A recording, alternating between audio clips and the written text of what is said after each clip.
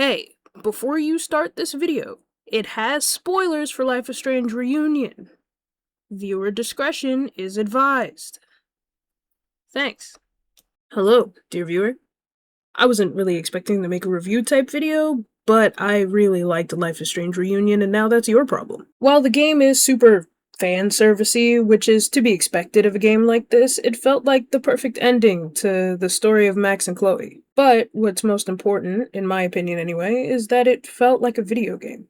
I say that because of the usual episodic nature of Life is Strange has a habit of having the player watching most of the game, or walking from point A to point B and having that be the gameplay.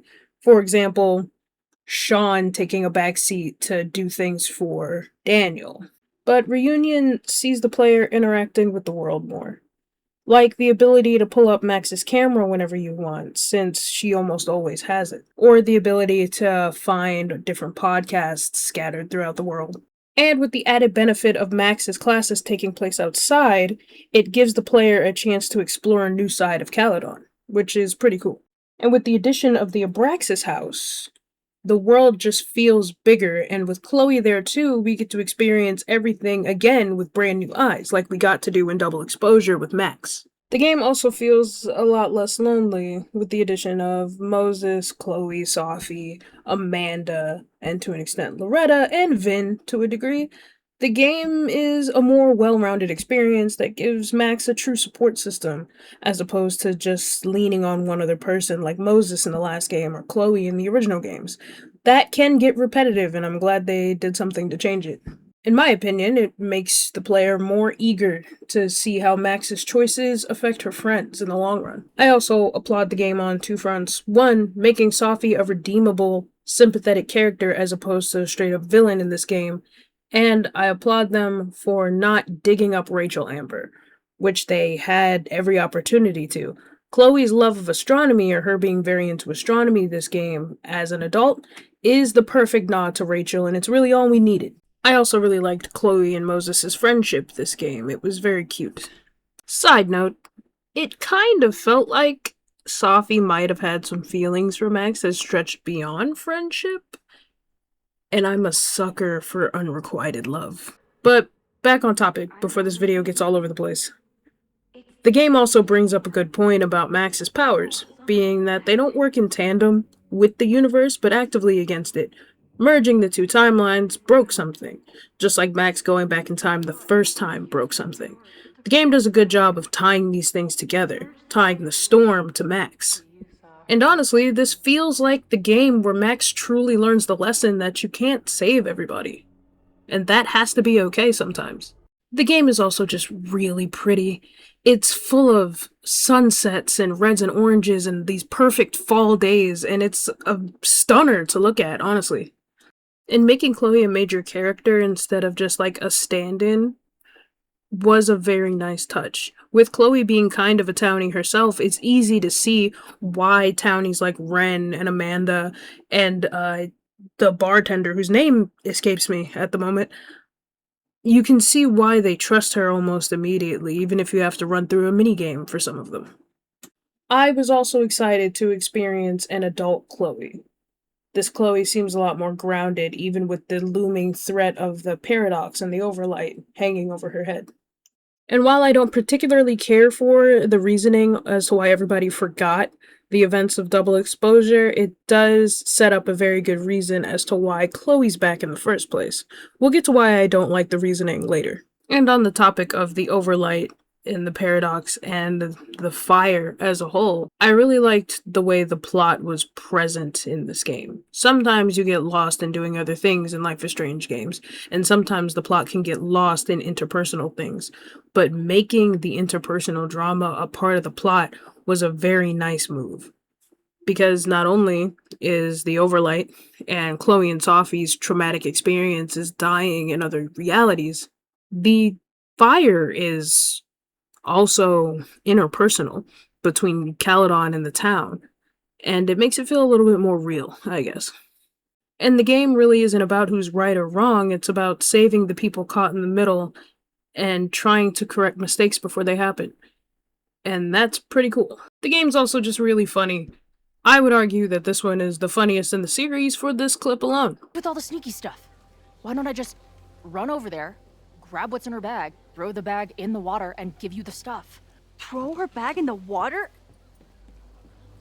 Yoink. Bitch, you did not just... What the fuck? Here, take the mask before she comes back and beats my ass. And in spite of the heavy looming presence of the plot, this game lends itself to humor very well. But most importantly, and it's my favorite thing about the game, is Life is Strange Reunion allows you to fail. I don't think they expect you to save everyone your first playthrough. And that makes Chloe's final choice so heavy, because the game implies that Max can't help but try to save everyone. Hello, this is Editing Kari. I accidentally 100%ed the game, and fun fact, if you save everybody, Max destroys the picture at the end of the game. She doesn't feel the need to go back. This is the greatest character development I've ever seen for this character. Now on to the more critical side of this coin. Having everyone forget what happened in Double Exposure seems lazy in my opinion, and it makes Max's speech at the end of Double Exposure feel less impactful. Honestly, it felt like an excuse to free the player up to romance Chloe again. There are some plot hole issues that bother me in this game, like, for example, when the ladder falls at the end of the game and instead of rewinding immediately, they take time to have this dramatic-ass conversation between Max and Chloe on the roof of this building, instead of just saving everyone.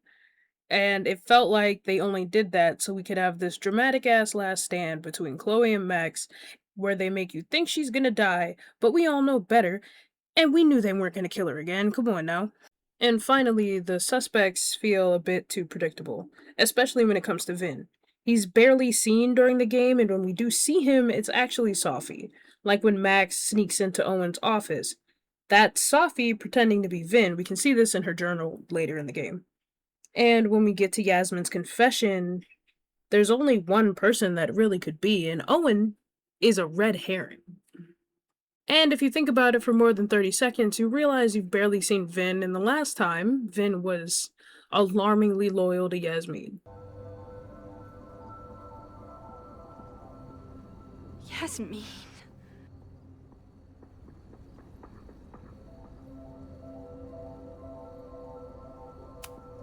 She's not even your boss anymore, and she's still manipulating you. You don't need to remind me what that woman is capable of.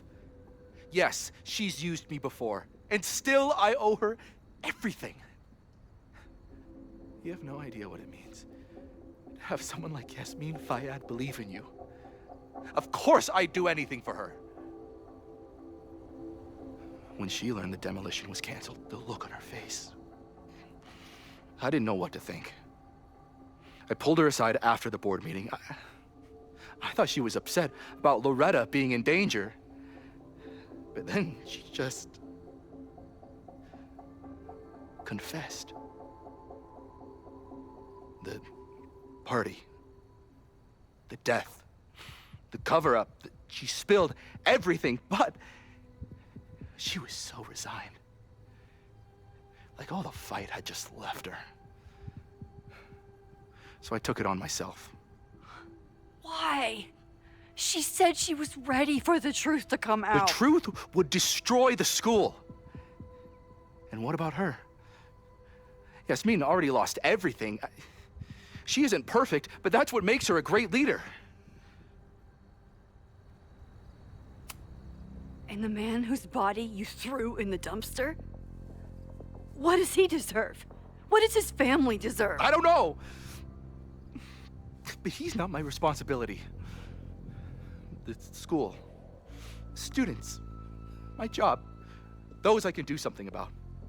It also just feels really lazy to have Vin and Yasmin be the quote-unquote villains of Caledon again. After Double Exposure, it just feels like a repeat.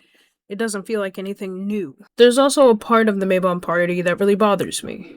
Considering Max's history with being drugged, I would assume that at the Mabon party, she would react to being drugged against her will a bit differently, and it feels like the game speeds past that for the sake of humor. It would have been a really nice touch to actually address Max's trauma in a more impactful way than in Double Exposure, and it's kind of sad that they didn't utilize that and take that opportunity. I was also going to talk about the fact that the game is really glitchy, and during the Mabon party the lighting is off, but I opened the game like an hour ago, and it's fixed now, so cool. The game, however, still is glitchy, but it's funny, so I'm going to give it a pass. Ultimately, this isn't going to be some super long, in-depth review.